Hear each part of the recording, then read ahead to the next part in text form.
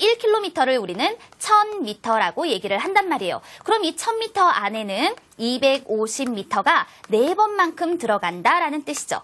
그렇다면 4km 안에는 252, 4 곱하기 4만큼, 따라서 16이라고 답해 줄 수 있어요. 문제를 해결하는 방법도 여러 가지가 있기 때문에 여러분들은 호석이가 공원을 몇 바퀴 돌았을까? 16바퀴 돈 것입니다. 이와 같이 문제 해결해 볼 수 있습니다. 이 문제는요, 직사각형의 둘레에 관련된 문제 중에서 가장 대표적 유형의 문제라고 볼 수 있어요.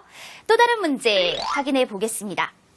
둘레가 120cm인 정사각형 모양의 도화지가 있습니다. 이 도화지의 가로와 세로를 5cm씩 잘라내면 둘레는 몇 cm가 됩니까? 그러면 둘레 120cm인데 정사각형이라면 네 변의 길이가 같겠죠. 따라서 이 정사각형의 한 변을 구해서 나타내 보니까 120을 4로 나누어 30cm라고 말할 수 있어요. 그럼 이거 한번 그려보세요.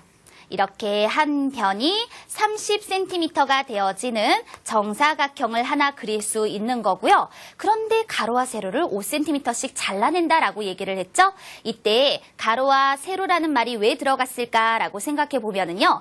정사각형이다라고 하는 건 우리가 직사각형이다라고 말할 수 있거든요. 그렇기 때문에 여기서 가로와 세로라는 말을 사용해 줄 수 있었던 거예요. 그러면 가로에서 5cm만큼 이건데 잘라냈다라고 얘기를 했고요. 또 세로에서도 5cm만큼을 잘라냈다라고 얘기를 했죠. 그러면 여기에 이렇게 남는 부분이 생기게 되는데요. 이 남는 부분에 가로와 세로 다시 얼마가 되는지를 확인해 보는 거예요. 그랬더니 30에서 5를 빼어서 25cm, 또 이것도 30에서 5만큼을 빼어서 25cm가 되어지는 걸 알 수 있습니다. 따라서 잘라내고 난 다음에 이 도형을 살펴보았더니 이 도형은 한 변이 25cm인 정사각형이 되어지는 것이죠. 그렇다면 이 정사각형의 둘레를 구하시오라고 얘기를 한 것이기 때문에 여러분이 25에다가 4만큼을 곱하는 값으로 표현을 해줄 거고요. 그 값을 100cm입니다. 답을 구하여 나타내 볼 수 있게 돼요.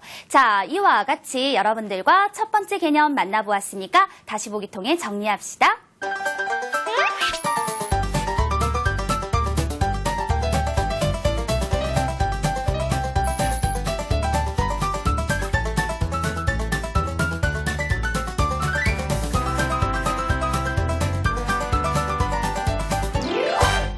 자, 우리 두 번째 개념의 내용 만나볼까요? 두 번째 개념에서는요, 1제곱센티미터를 알고 직사각형과 정사각형의 넓이 구하기라는 말이 주어져 있어요.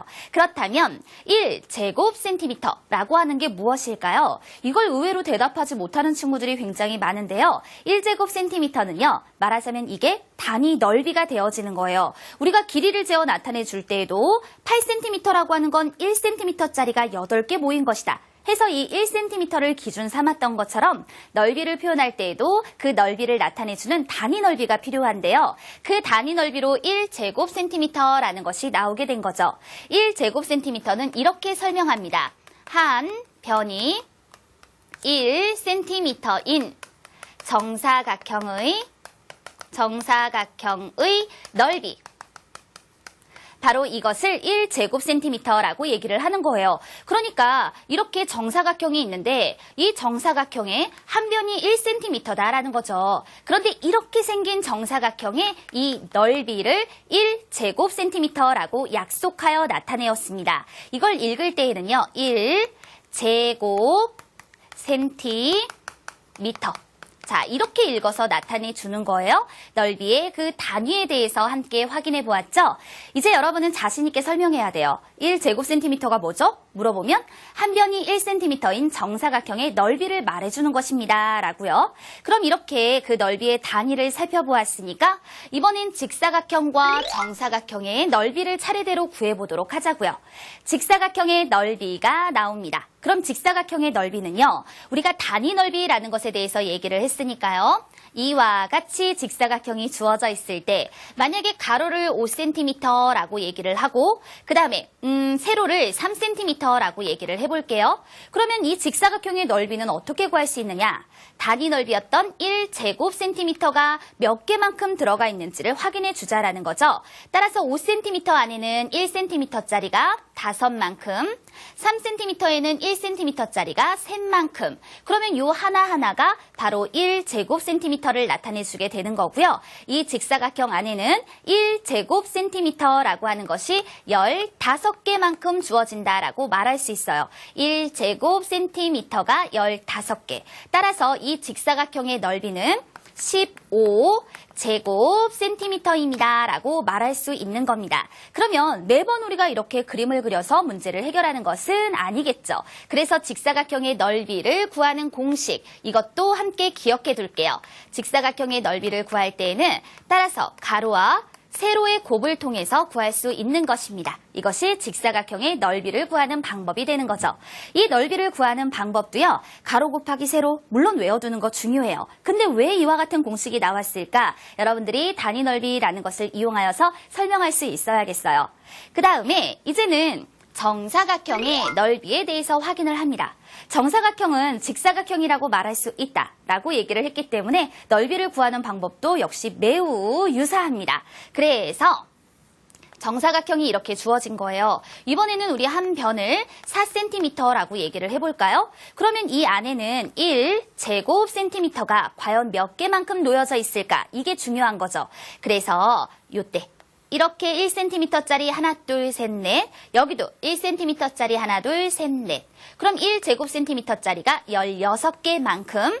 따라서 이때 정사각형의 넓이는 16제곱cm라고 얘기를 해요. 그러면 여기에서도 공식이 눈에 보이죠.